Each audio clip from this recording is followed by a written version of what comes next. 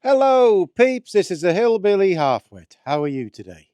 Now, I'm not going to be my usual self today because I found something that is really disturbing. Uh, as I say, I'm 50 years old, and I've seen when I was younger and the Tinternet started coming around. These sort of things started coming to light of what had been going on in the 60s and 70s. And I've told you many a time about Harriet Harman and her husband, Jack Dromey. They were campaigning for this group, the Pie Group. And I'm sure a lot of people really don't understand what I'm on about. Now, this group is a really bad lot of people in society, a group of men similar to what I was talking about yesterday with that lady in France. But I can't say much about this because you're going to have to watch the video of a radio program. It's only a couple of minutes, and then I'll direct you to where it is. Okay. So if you want, I'll do a video later, and I'll record it all, and I'll put it on here.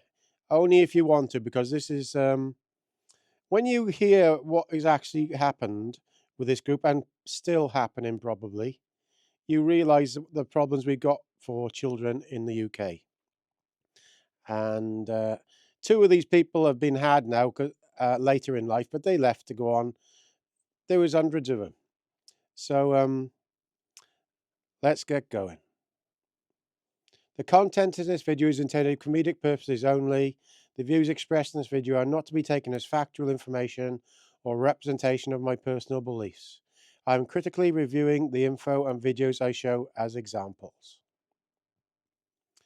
Now, this is the Very Bad Pie Men. Now, I got to be very careful what I say in this, okay?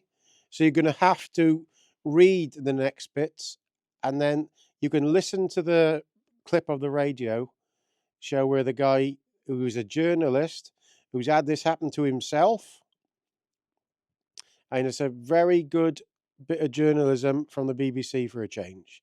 This is what the BBC used to be like. They never used to be like they are now. They used to do very, very good, proper journalism, and I commend this guy. So here we go. Now, when I was in the building yesterday doing some work, I heard this by complete accident on Radio 4 in the morning. And it's a series called In Dark Corners, Series 2. And this has only just come out yesterday, and I only randomly listened to it. Now, like I said, I'm 50 years old, and this sort of thing has come up. Every few years this comes up, and then it's hidden out the way again, and only for journalists like this. And you know what I'm like? I don't trust the BBC much, but this guy has done a fantastic job. Basically, he had it happen to himself, and then he looks into these sort of things. I have actually listened to the first series a while back, and he followed one of the key men who's been had. Now, in this one, he's actually been given a lot of information, if you read what's on these things I'm saying here, by somebody who's anonymous, and he follows it up. So, go a bit further. So, this is the series 2. This is episode 2. Alex Renton has letters of documentation passed to him by a secret source. He tries to track down a former member of the.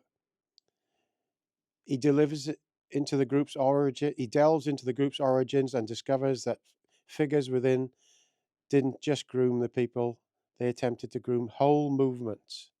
The group formed in 1974, a time when marginalized groups were campaigning for equality and legal change. Pi took heed, that's what they wanted.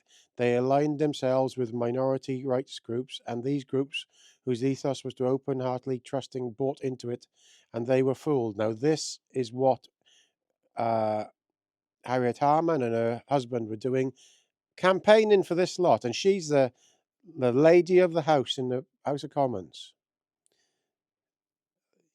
That's the type of people you got there. Now, you read that there now, click on it and read it, and then we'll listen to just a short excerpt, and I encourage you all to go onto BBC Sounds and look for this programme called In Dark Corners and listen to it yourself. If you can't, let me know and I will put it on here, okay? A couple of years ago, I made a series for BBC Radio 4 called In Dark Corners. It was about sexual abuse and cover-up in some of Britain's elite schools, including my own. After it was broadcast, my inbox exploded. Hundreds of people wrote to me, telling me their stories of being abused as children. Then, one day in spring last year, I was shown a secret document with the names and addresses of more than 300 adults. It was a membership list for a campaigning group, the Paedophile Information Exchange, PI for short. I mean, I know that we'll find many other people with multiple convictions for child offences on this list. This is In Dark Corners, Series 2, and I'm Alex Renton. I mean, the front of it is a sort of old sheet of A4 with PI list written in sort of special felt tip capitals. PI was around for a decade, aligning itself with civil rights groups, spreading its message in the media, all intended to legitimise sexual relationships between adults and children. And he had a long chat with me. He said, yeah, so I'm glad you're showing an interest because we've got these quite reasonable demands. All we're asking for is a change in the law, a sort of liberalisation of the law, of the age of consent law. I remember the sort of keynote speech. He brought his boyfriend on. Well, child, you know, let's call it what it was. There was rapturous applause. PI closed in the mid-1980s. So what happened to all its hundreds of members? This list contains names, addresses. There are so many questions. Then a source gets in touch. He has some information to share. Well, that was a weird meeting. Now we're walking away with this sort of old bags crammed with documents. He was nervous. He wanted to get out of there quickly. The bags contain documents, memos, contact information, which all start to tell a shocking story of the crimes committed by some of PI's members, including people high up in the British establishment. And one of the first things I saw was government-headed notepaper.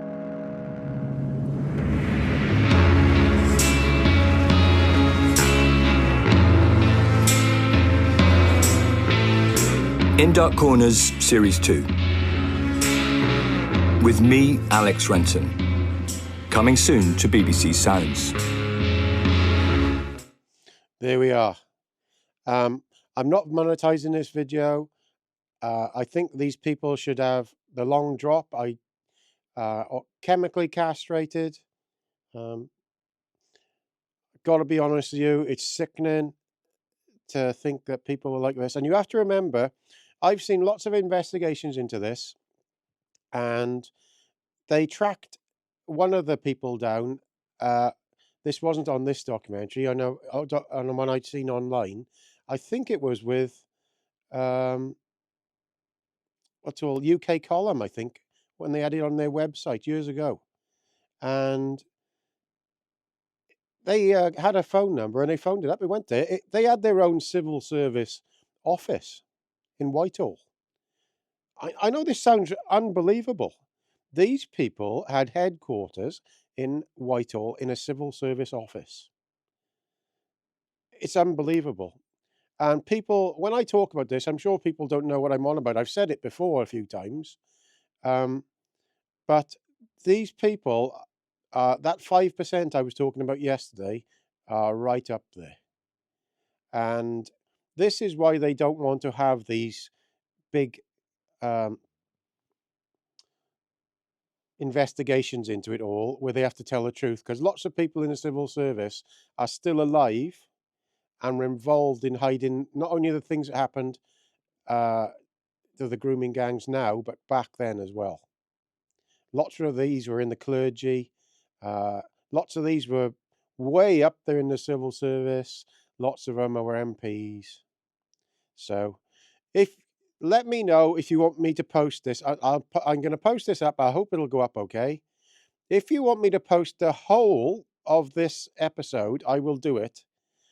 But only if you ask me to, and I don't know if it'll allow me to. But otherwise, go on to BBC Play, was it? BBC Sounds, and look for In Dark Corners, and you can see all of it, Series 1 and Series 2.